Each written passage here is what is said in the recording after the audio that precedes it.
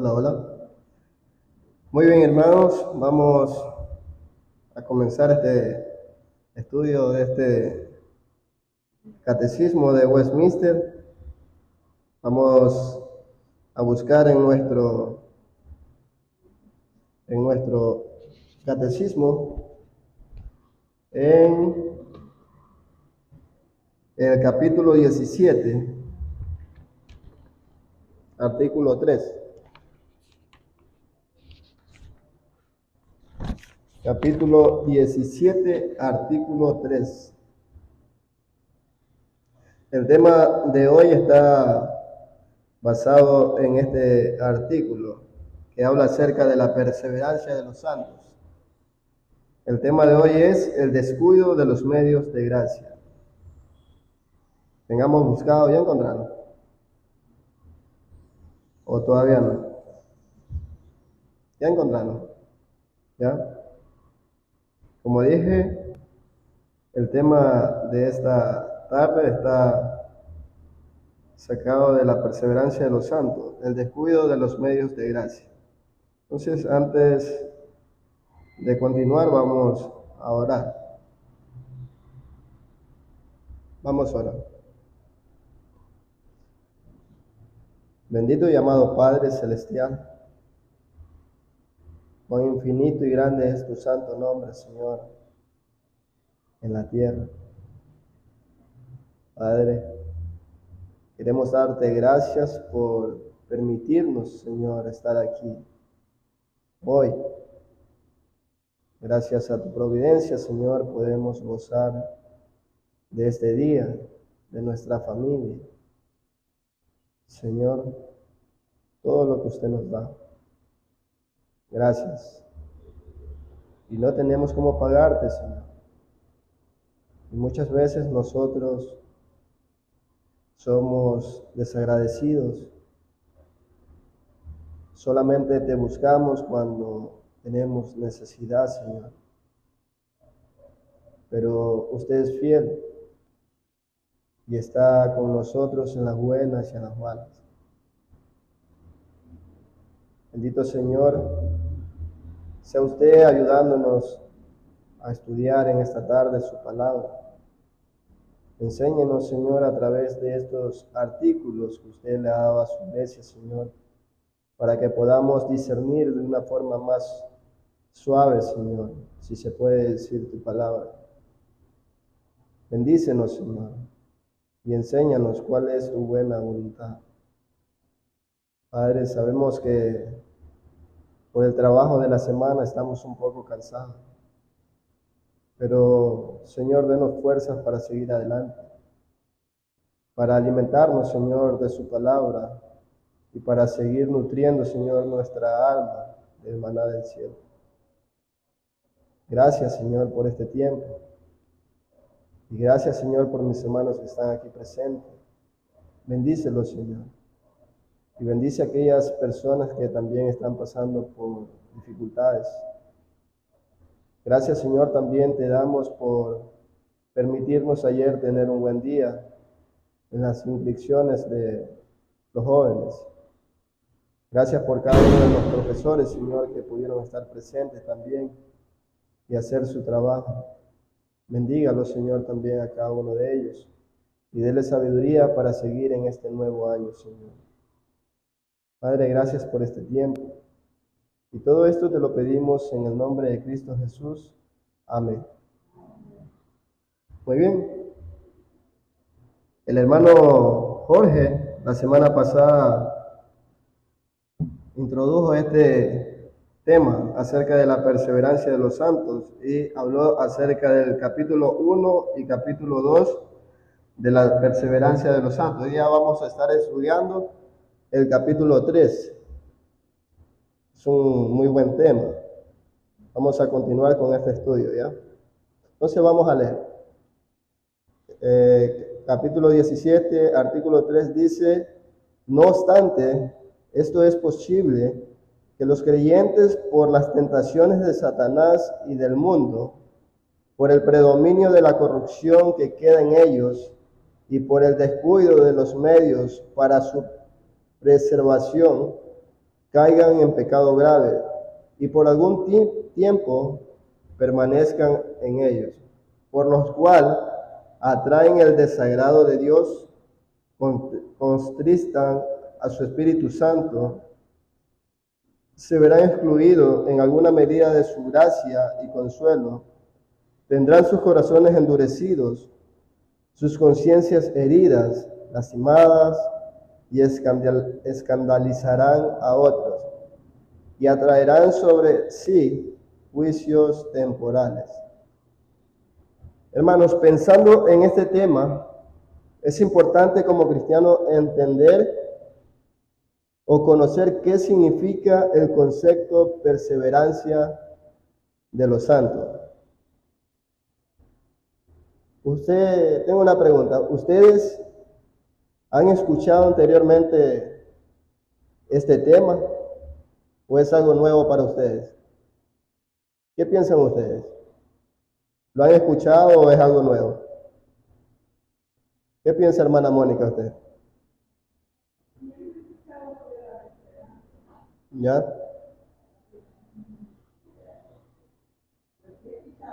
¿Se ha escuchado?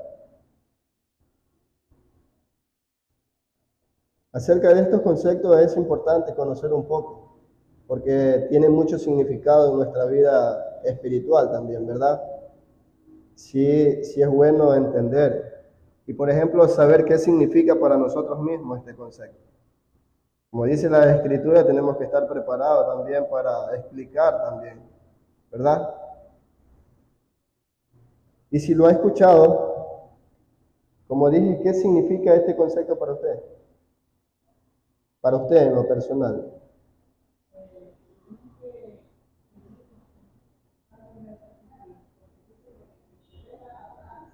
¿Ya?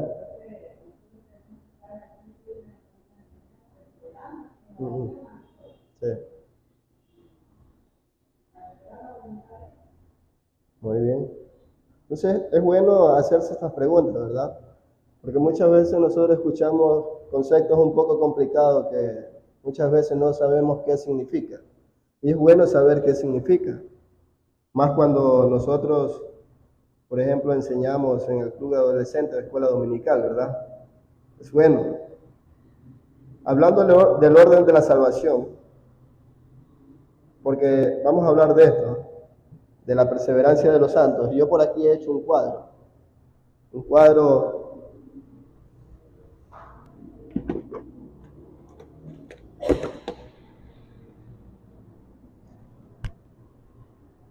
he hecho un cuadro porque es importante entender esto, porque ya la semana pasada nosotros estuvimos hablando acerca de las obras, ¿verdad? Y lo que implican las obras. Por ejemplo, ¿qué cree la Iglesia de Roma? La Iglesia de Roma piensa que la justificación está entrelazada con las obras, ¿verdad? Por eso ellos piensan que la salvación se puede perder. Pero en cuanto a la perseverancia de los santos, ¿con cuál de estos 7 puntos podemos nosotros entrelazar? ¿Qué piensan ustedes? Por ejemplo, regeneración, llamado eficaz, conversión, justificación, adopción, santificación y glorificación. ¿En qué rango de estos podemos nosotros meter la perseverancia de los santos? ¿Qué piensan ustedes? ¿Dónde podemos nosotros encasillar, si se puede decir, el tema de la perseverancia de los santos? Ustedes dicen el llamado eficaz. Aquí. ¿Qué piensa usted, hermana?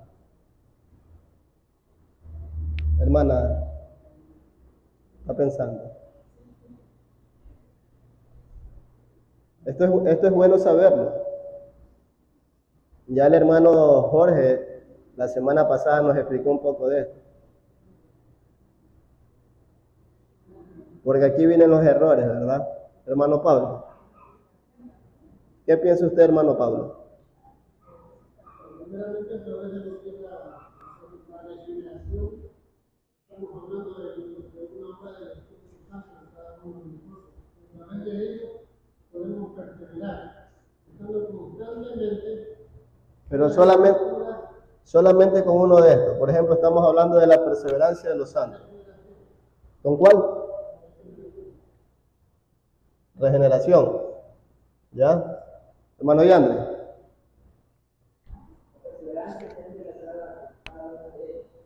¿Sí? Claro. ¿Ya? Pero uno tiene que elegir. Llamado eficaz. Valentín. Santificación. Escuchen, ¿por qué es importante esto? Esto es importante. Recuerden que si esto no fuera importante, no hubiera habido tanto problema en la historia de la iglesia. Recuerden, la justificación, los católicos romanos dicen claramente que las obras están entrelazadas con la justificación, ¿verdad? Por eso ellos piensan que cuando una persona no está haciendo las cosas bien, la persona puede perder la salvación, ¿verdad? Se pierde la salvación. Entonces es bueno tener claro. Y la respuesta correcta es esta. Porque la justificación se obtiene una sola vez y para siempre, ¿verdad? Somos justificados por medio de la sangre de Cristo. Una sola vez. No 2 ni 3 veces. Una sola vez. Entonces, pasando este proceso de adopción, santificación, encontramos la perseverancia de los santos. ¿Verdad? Es importante entender esto, porque si nosotros mezclamos estas cosas de aquí, yo sé que todo es un solo matiz, ¿verdad? Pero si nosotros unimos todo esto de aquí, entonces van a venir los errores doctrinales. Por eso hay tantas iglesias que creen que la salvación se puede perder. La iglesia católica cree que porque ellos mezclan justificación, obra y todas estas cosas. Pero la perseverancia podemos ponerla aquí.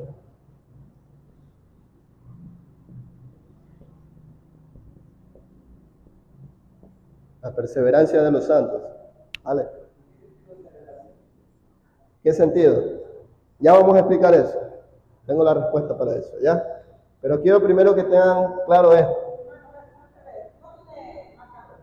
Sí. Para. Aquí dice perseverancia. Ah, el dolor. Ahí. No, ahí está bien. Ya, no. ¿Ah? Ya, pero más o menos entienden, ¿verdad? No hay que mezclar las cosas. O sea, porque cada punto está definido. Cada punto está definido. La justificación con la salvación es un solo. La perseverancia es algo diferente, ¿ya? Ya, bien, pero ¿qué significa la santificación o la perseverancia de los santos? ¿Qué significa?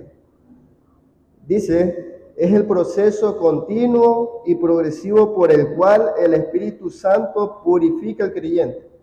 Purifica, renovando su naturaleza a imagen de Dios y capacitándolo para vivir una vida de buenas obras y obediencia a su voluntad. Es un proceso que dura toda la vida, no un evento único, como en la justificación. Es un evento único, ¿verdad? Somos justificados solamente una vez por la obra de Cristo. Entonces, dentro de este punto de aquí, santificación y perseverancia, podemos poner las obras.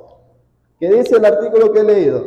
Dice, y capacitándolo para vivir una vida de buenas obras y obediencia a su voluntad. Entonces, estamos claros, ¿verdad? La justificación se da una sola vez. Dios elige, somos justificados, salvados. Entonces, la santificación entra en el proceso de la perseverancia, donde Dios hace su obra por medio de su Espíritu Santo y su palabra y la predicación hablando de los medios de gracia en la iglesia, ¿verdad?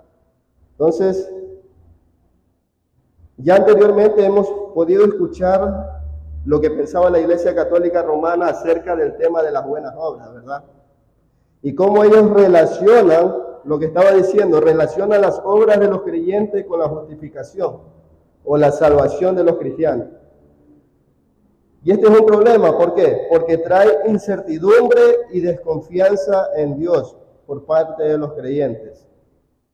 Hablando de la perseverancia de los santos, la Iglesia de Roma cree, escuchen, cree que no hay seguridad para un creyente, ya que por un pecado grave la persona puede caer de la gracia.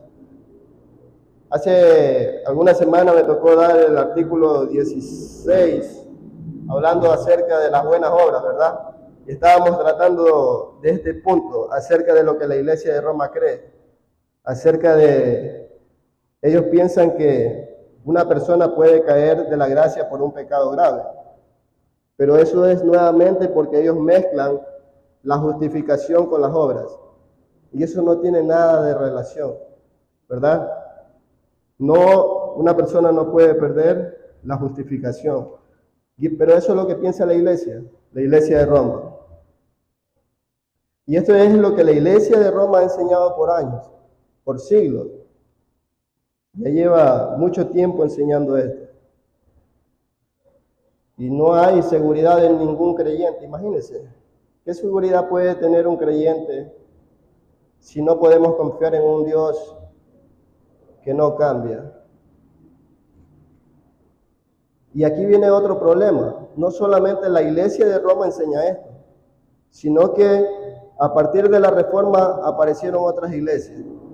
Ahí están los pentecostales y todas sus denominaciones, los testigos de Jehová, mormones, adventistas.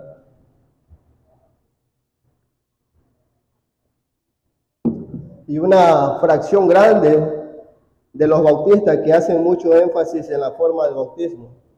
¿Se ha escuchado? Y si no se hace así, como ellos piensan, por ejemplo, en el rito de los bautistas, no eres un verdadero creyente. El hombre tiene que decir sí o tiene que decir no en el bautismo. Yo me imagino, pobre hombre el de la cruz, ¿verdad? Que ni siquiera tuvo la oportunidad de bautizarse. Y pobre los otros hombres a lo largo de la historia de la iglesia que no pudieron bautizarse, según el rito de los bautistas. Entonces, es un problema. Tal vez ellos también cayeron de la gracia o perdieron su salvación, como comúnmente se dice entre los pentecostales, por no realizar el rito como ellos dicen. Es un problema también para la iglesia. Mucho legalismo dentro de la iglesia. Cuando ponen mucho énfasis en alguna cosa, en alguna doctrina, entonces se vuelven piedra de tropiezo. En fin, según todas estas denominaciones, dicen, el hombre no puede tener certeza ni seguridad en Dios. Por eso es bueno analizar lo que nosotros tenemos o lo que nosotros estudiamos. Usted puede decir, bueno, esto no es muy importante, pero sí es importante, porque así nosotros tenemos un mapa mental de cómo Dios hace su obra, porque Dios es un Dios de orden, ¿verdad? Entonces Dios trabaja ordenadamente en su iglesia y Él no mezcla estas cosas. Entonces es bueno. Por eso no hay seguridad en las iglesias de allá afuera. No tienen seguridad, porque han hecho de Dios como un ídolo a su propia imagen, que creen que porque no se hace como ellos dicen, entonces en Dios no puede haber seguridad. No puede haber seguridad. Porque ellos piensan, y es evidente, ellos piensan claro, porque nosotros nos podemos escapar de la mano de Dios y caerme y perderme. Eso es lo que mucha gente piensa cuando no tienen seguridad en Dios. Piensan que Dios es como el hombre, que Él puede cambiar, pero Dios no cambia. Pero hermano, quiero hacer una pregunta y quiero que sea sincero. ¿En quién radica su seguridad? ¿En sus esfuerzos o en Dios? Hermana, en Dios. Hermano Pablo, Dios. Espero su respuesta sea positiva en cuanto a esto. Porque una cosa es decirlo, ¿verdad? Pero otra cosa es experimentarlo en la vida, creer, entregarse, ¿verdad? Pero que sea amén a lo que los hermanos dicen. Vamos a buscar Hebreos capítulo 6. Vamos a leer 2 versículos.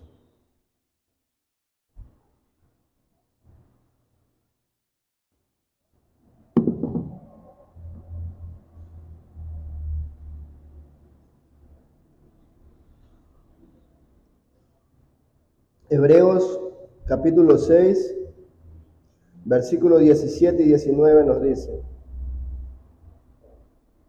Escuchen, porque esto tiene mucho contenido en cuanto a lo que nosotros estamos hablando, acerca de la seguridad del creyente.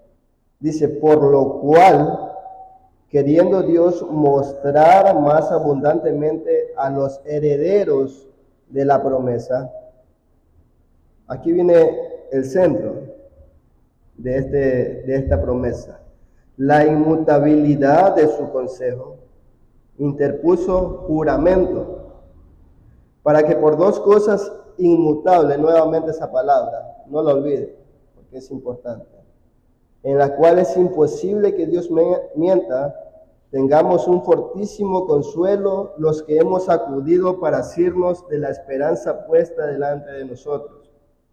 19. La cual tenemos como segura y firme ancla del alma, y que penetra hasta dentro del velo. Yo hace unos años atrás di un estudio bíblico acerca de eso. Más o menos di un poco, como puse un ejemplo acerca de un barco, ¿verdad? Cuando un barco no se le pone el ancla y no hay nadie que esté en el timón, ¿qué pasa con este barco? Se va, ¿verdad? Se va, las olas se lo llevan. Entonces, la idea es clara. La idea es clara, ¿verdad? Él no puede cambiar. Él está firme en lo que ha dicho y lo que ha dicho. Hermanos, Dios ha decidido mostrarnos a nosotros, hombres viles y pecadores, un poco de su consejo. Un poco de su consejo inmutable, para que nuestra seguridad esté firme en Él. Nuevamente la palabra en Él. Y es bueno entender todas estas cosas. Por ejemplo, cuando nosotros hablamos de Dios, ¿verdad? Estamos hablando de todo esto. Pero ¿dónde está el hombre aquí? ¿A dónde está el hombre aquí? ¿Está dentro de esto o está afuera? El hombre está afuera, el hombre está acá. El hombre es pasivo en todo esto. El hombre no está adentro, ¿verdad? El hombre está afuera. No hay espacio para el hombre ahí. En la justificación, en la santificación, en la glorificación, todo lo hace Dios. Todo. Y el hombre está afuera. Pero ¿qué significa la palabra inmutable? Esta palabrita que está aquí. ¿Qué piensan ustedes? ¿Qué significa la palabra inmutable? Esto es importantísimo que ustedes sepan. ¿Qué significa la palabra inmutable? Hermano Valentín.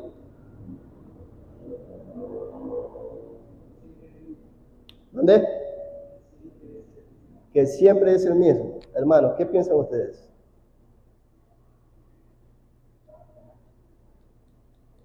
Hermano Pablo. No cambia, ¿verdad? Este es un atributo de Dios. Es un atributo que nos dice cómo es Dios. que nos dice quién es Dios. Y es importante saber acerca de la inmutabilidad de Dios, porque esto significa que en lo que Dios ha prometido en cuanto a la salvación del hombre, Él no cambia. Él no cambia, no va a cambiar para nada. Él no es como el hombre. Él no es como el hombre que hoy dice una cosa y mañana dice otra, ¿verdad? Pero la mayoría de iglesias de afuera, católicas, pentecostales, mormones, testigos de Jehová, no tienen seguridad. ¿Por qué? Porque no entienden o no han conocido acerca de la inmutabilidad de Dios.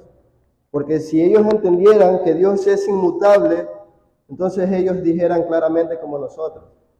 La seguridad es firme del hombre porque no pertenece al hombre, el hombre está afuera. Esto pertenece a Dios y no a nosotros. Por eso es bueno entender o conocer un poco de los atributos de Dios, porque en esto radica nuestra confianza. En esto radica nuestra confianza. Y en esto somos diferentes a otras iglesias. Busquemos Hebreos 13, versículo 8. Hebreos 13, versículo 8.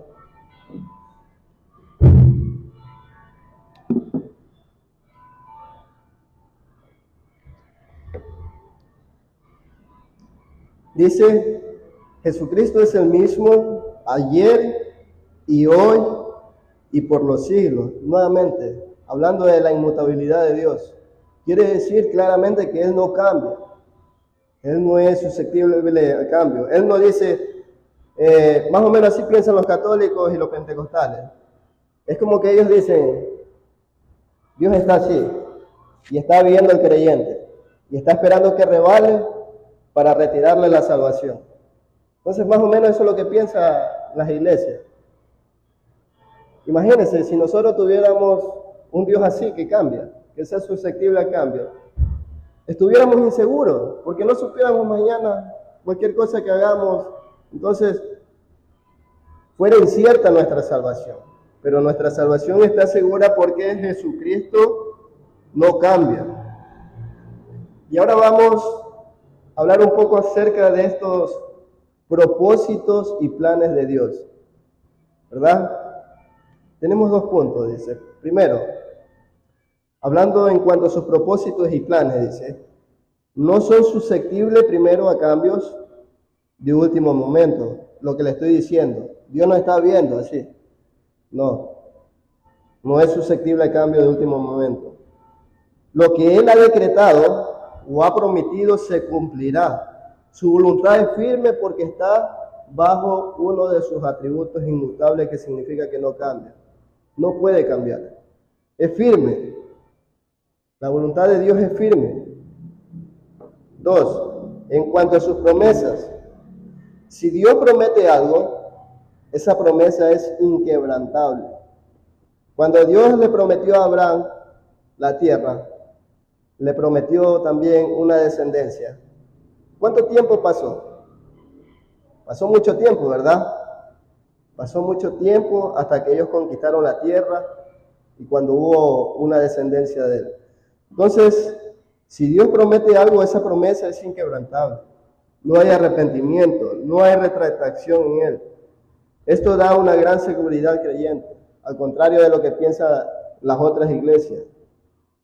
Pero hermanos, el hombre antes de ser justificado, salvado por Dios, es pasivo en cuanto a Dios. Por eso yo le pongo el hombre aquí. Aquí. El hombre es pasivo. ¿Qué significa que es pasivo? Primero, que la obra de Dios no le interesa. Solamente démonos cuenta nosotros y miremos atrás por un momento antes de llegar a la iglesia. ¿Cómo éramos? ¿Cómo éramos? ¿Cómo éramos antes de llegar a la iglesia? No nos interesaban las escrituras, no nos interesaba la iglesia, no nos interesaba nada de la iglesia. Estábamos fuera de eso. Así es el hombre en el mundo, está fuera de estas cosas. La Biblia lo declara como un hombre totalmente muerto. Lea Efesios 2.1. Vamos a buscar Efesios 2.1. Porque la Biblia es la que habla, ¿verdad? La Biblia lo declara como un muerto. Efesios 2.1, hermano Pablo, ¿me puede ayudar con esa lectura? 2.1. Sí.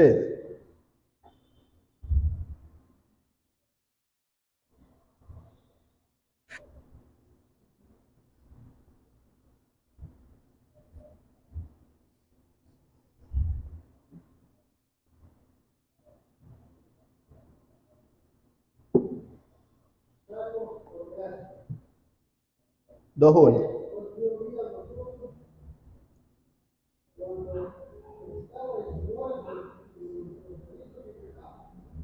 Hasta ahí.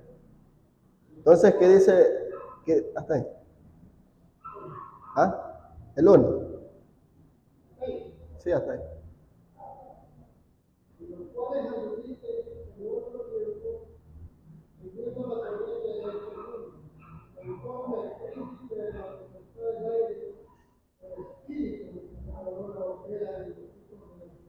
Hasta ahí. Entonces, ¿qué dice la Escritura? Que el hombre es un muerto. Y el muerto no puede hacer nada debido a su estado. Nosotros hemos sido testigos miles de veces de personas que han muerto, ¿verdad? No pueden hacer nada. Su estado, como dice la palabra, es un muerto. Así es el hombre no regenerado, que no percibe a Dios, que anda en la vanidad del mundo. Es un hombre totalmente alejado de Dios. Es un muerto. Pero sí puede hacer algo debido a su estado. Es seguirse descomponiendo más. ¿Verdad? ¿O usted piensa que las personas que están afuera van mejorando? Se van descomponiendo más. Es lo que pasa con el mundo y su descomposición. Pero hay algunos que piensan arreglarla. Usted ha escuchado, muchas veces yo he escuchado a personas que dicen, no, el hombre no está muerto. El hombre no está muerto. Ellos le dicen, sí es verdad, el hombre está un poco enfermo. Entonces, eso es un error también. ¿Por qué? Porque cuando nosotros le cambiamos un poco el nombre a lo que la Biblia dice, va a haber un problema. Porque la Biblia lo llama muerto, el hombre lo llama enfermo. Entonces, cuando hay una persona enferma, le podemos dar un poco de medicina, ¿verdad? ¿Y qué va a pasar con esta persona? Va a mejorar y entonces se va a curar. Entonces, más o menos eso es lo que piensa el hombre cuando dice que el hombre no está muerto, sino que está enfermo. Entonces, debido a su esfuerzo, él puede reaccionar de forma positiva al Evangelio. Pero la Biblia lo dice que está muerto, totalmente muerto. Yo hablé acerca de la palabra sinergista hace algún tiempo, ¿verdad? ¿Qué significa la palabra sinergista? La palabra sinergista significa que en la salvación tanto Dios como el hombre trabajan juntos, ¿verdad? Trabajan juntos. Eso es lo que la Iglesia Católica cree. El hombre trabaja junto con Dios para su salvación. Pero nosotros somos monergistas, que significa que en la salvación solamente Dios trabaja. Aquí, Dios trabaja y el hombre está afuera. Entonces, Dios preserva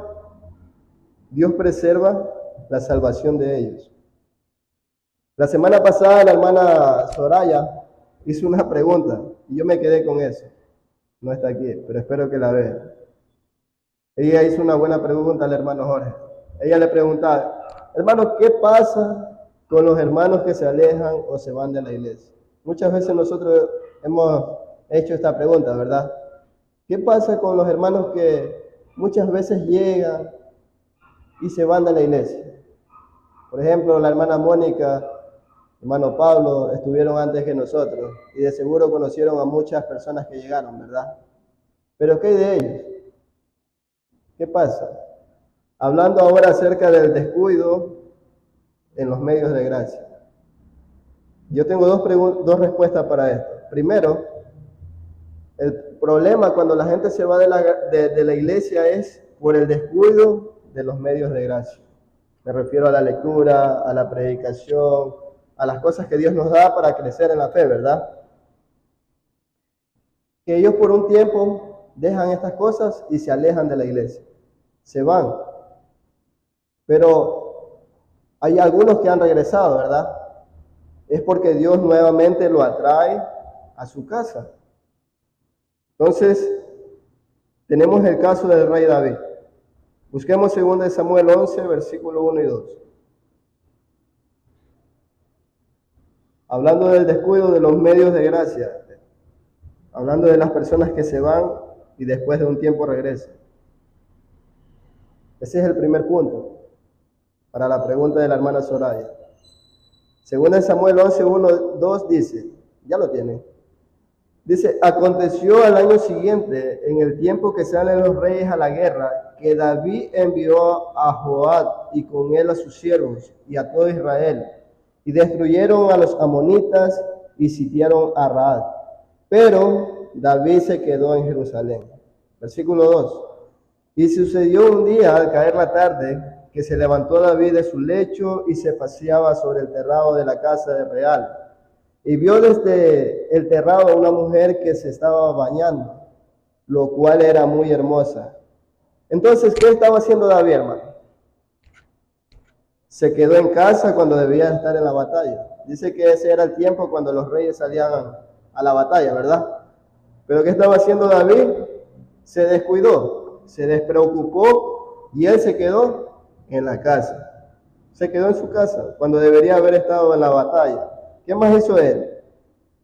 ¿Y se quedó por algo importante? La Biblia dice que no. No. Se quedó durmiendo. ¿Cómo estaba él? Durmiendo y también andaba paseando por su palacio. Eso nos dice la Escritura, ¿verdad? La Escritura, eso es lo bueno, que las Escrituras no tapan nada. Entonces nos dice que él se quedó en la casa no por algo importante. Simplemente se quedó cuando debería estar en la batalla. ¿Ya? ¿Se quedó para algo importante? No. Se quedó acostado, se quedó, se puede decir, descansando. Es un problema, ¿verdad? Él se descuidó. Cuando debería estar en la batalla, él se descuidó. Mientras tanto, todo su ejército estaba luchando. Él se descuidó y terminó viendo lo que nunca debió ver. A la mujer de su siervo Urías bañándose, y la historia ya la conocemos, ¿verdad? ¿Qué pasó con David? Parece mentira, pero por un descuido, que muchas veces nosotros dice vamos a tomarnos un descanso, y en ese descuido entra el pecado. Él se descuidó de los medios de gracias y las consecuencias las tenemos hasta el día de hoy. Consecuencias terribles. Y la segunda pregunta, que era para la hermana Soraya, es, o sencillamente se fueron porque no eran verdaderas cristianas, como Demas. ¿Alguien sabe o conoce a Demas? Es un personaje que no se ve mucho en la Biblia, solamente algunos comentarios acerca de este hombre, de este colaborador de Timoteo y de Pablo y de Lucas. Vamos a buscar 2 Timoteo 4:10. Esto es lo que Pablo dice acerca de Demas.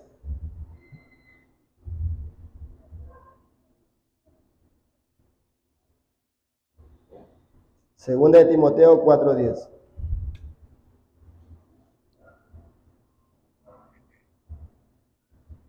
¿Ya lo tienen? Entonces, ¿qué dice? Este es el segundo caso de las personas que se van de la iglesia. El primero por un tiempo se va, pero regresa. Dios lo trae nuevamente. Versículo 10 dice, porque Demas me ha desamparado. Porque Demas me ha desamparado amando este mundo y se ha ido a Tesalónica.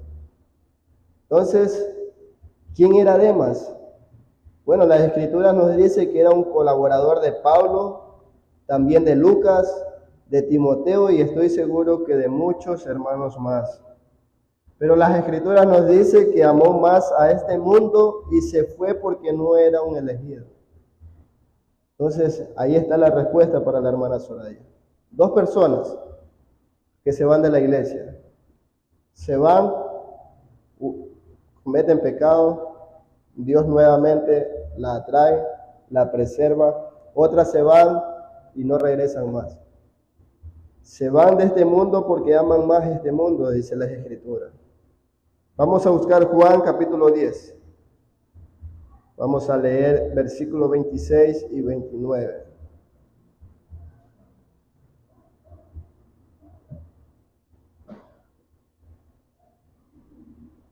Dice 26, pero vosotros no creéis porque no sois de mis ovejas, como os he dicho, hablando de Demas, hablando de Judas. Dice, mis ovejas oyen mi voz y yo las conozco y me siguen, hablando de Pedro, hablando de David. Y él dice, y yo les doy vida eterna y no perecerán jamás, ni nadie las arrebatará de mi mano. Mi Padre que me las dio es mayor que todos y nadie las puede arrebatar de la mano de mi Padre. Seguridad del creyente. Aquí radica la seguridad del creyente, no en su esfuerzo propio. Radica en la seguridad del Padre.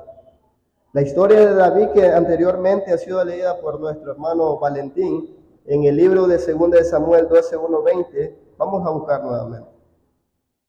Busquemos 2 de Samuel, capítulo 12, 1-20, donde estábamos en la historia. Dice, puede dar respuestas claras y concisas de que un elegido no puede perder su salvación. Hablando de la historia que hemos leído. No puede un elegido perder su salvación o dejar de ser justificado por un pecado, aunque su pecado sea terrible, ¿verdad? No puede dejar de ser justificado. Hablando aquí acerca de las otras iglesias que piensan que por un pecado grave un elegido puede perder su salvación. ¿Y en qué consistía el pecado de David? ¿Qué fue lo primero que hizo él? Él codició una mujer, ¿verdad? Que no era la suya. La tomó y adulteró. ¿Qué más hizo? Mintió a sus siervos. ¿A quién? A Joab, a sus generales. Estoy seguro que a los ancianos también de Israel. Mintió a su siervo Urías. ¿Para qué? Para quitarle a la mujer. ¿Y cuál fue el desenlace? La muerte de este hombre. Un buen siervo que estaba a los pies de David. Entonces, en esto consistía su pecado. Pecado grave, sumamente grave. ¿Se puede perder la salvación por un pecado grande? Ojo, no estoy justificando a David. Estoy hablando de lo que la Biblia dice. ¿Esto es un pecado grave o hay algo más grave todavía? Estamos hablando de muerte, de codicia, de mentira, de adulterio. Un pecado muy grande, ¿verdad? Pero esto no significa, nuevamente, que el pecado no traiga consecuencias. Si usted ha cometido pecado, es verdad, la salvación no se va a perder porque usted ya ha sido justificado por la obra de Cristo. Pero en la perseverancia, en la santificación, va a encontrar consecuencias. Consecuencias. Por eso traje esta noche la historia de David. David no perdió su salvación estaba segura. Vea el versículo 13, si ya encontró 2 de Samuel. Busque versículo 13. ¿Qué dice las Escrituras? Versículo 13 dice, entonces dijo David a Natán, él no encubre su pecado. Él dice, pequé contra Jehová. ¿Y qué le dijo Natán a David? También Jehová ha redimido tu pecado. No morirás. Estaba segura, ¿verdad? La justificación de David. Él no iba a morir por su pecado. Pero las consecuencias por su pecado recayeron sobre él y también sobre su casa. Las consecuencias fueron terribles. Por ejemplo, yo he puesto aquí 3, pero hay muchas más. Pero, por ejemplo, él perdió el gozo de su salvación. Si usted lee el capítulo 51 de Salmos, vamos a encontrar a David exclamando, ¿verdad?, acerca de lo que había pasado con lo de Betsabé y su hijo. Él había perdido el gozo de su salvación. Había perdido el contacto entre Dios y él. Esa relación se había roto, ¿verdad?, debido a su pecado. Segundo, la muerte de su hijo con Betsabé. Vean la 2 Samuel 12:14. Dice, mas por cuanto con este asunto hiciste blasfemar a los enemigos de Jehová, el hijo que te ha nacido ciertamente morirá. 3. La espada de Dios cayó sobre la casa de David. 2 Samuel 12:10 dice, por lo cual ahora no se apartará jamás de tu casa la espada, por cuanto me menospreciaste y tomaste la mujer de Urías Eteo, para que fuese tu mujer. Entonces, hermanos, terrible, ¿verdad? Las consecuencias. Terribles las consecuencias. Pero ¿qué significa que la espada jamás se apartará de su casa? Bien, que siempre iba a estar en guerra con sus enemigos y contra su propia familia. Por eso cuando Dios le dice a David que quería que le construyeran casa, él se ofreció. Pero ¿qué le dice Dios a David? Tú no me vas a construir casa, porque tus manos han derramado bastante sangre, ¿verdad? Entonces va a traer un periodo de paz. En el tiempo de Salomón me construirán casa. Entonces, Dios no permite tampoco que se le construya casa por mano de David. Entonces, terrible. Ya vemos el caso del hijo de David, Absalón, quien se rebeló contra él y tomó su reino.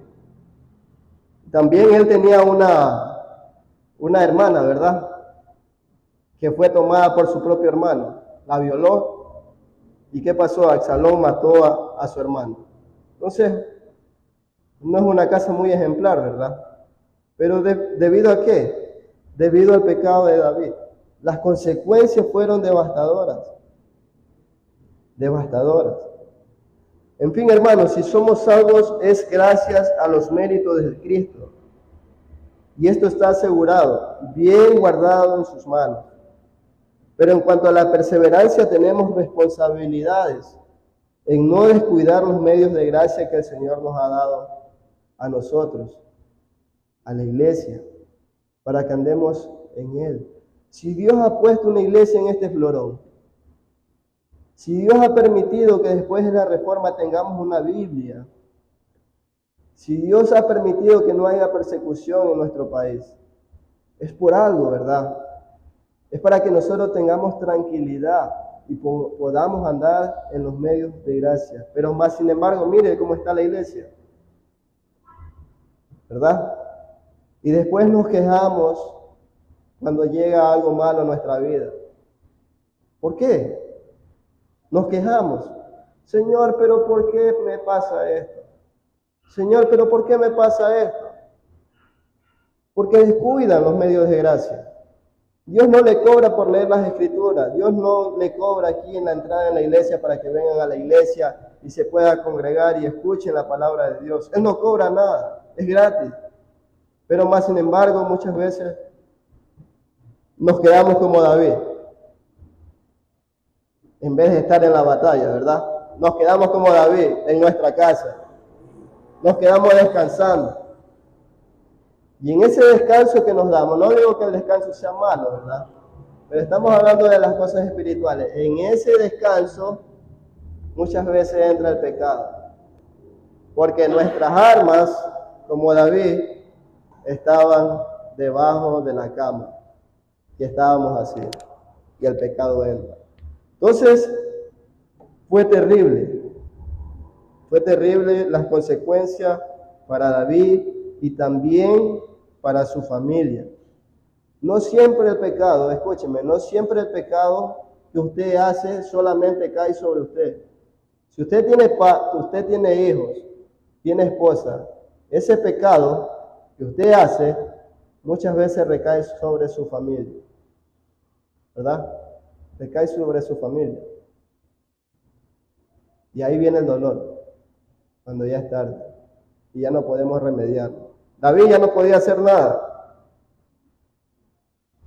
¿Y por qué pasa eso? Nuevamente porque nosotros confiamos mucho en nosotros, somos muy cómodos, demasiado cómodos. Busque conmigo Jeremías, que ya vamos a terminar. Jeremías 17:9. Nosotros confiamos mucho en nuestro corazón. Decimos, mañana voy. Decimos, esta semana voy. Como que si nuestra vida dependiera de nosotros. Nosotros no sabemos si mañana o al salir de aquí vamos a seguir vivos. No sabemos si mañana vendrá Cristo y nos encuentre como las vírgenes insensatas, durmiendo.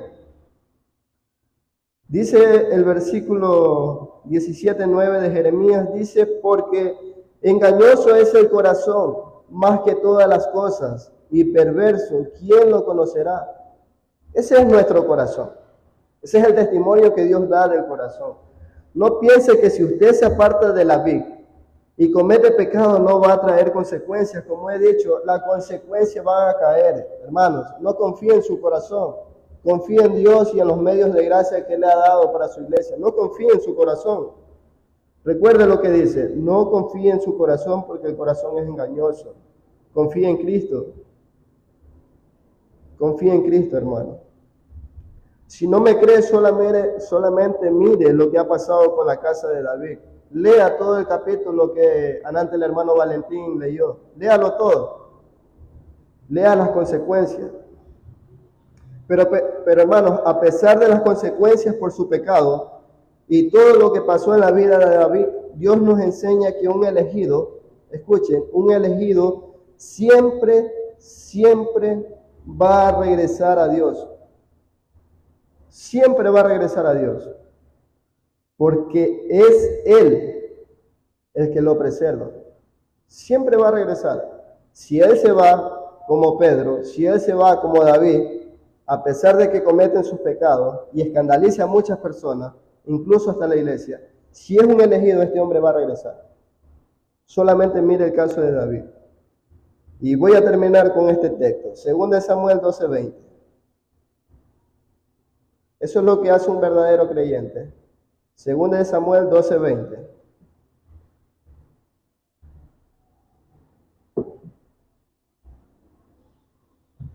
Puede leer toda la historia en su casa de 2 Samuel 12:20.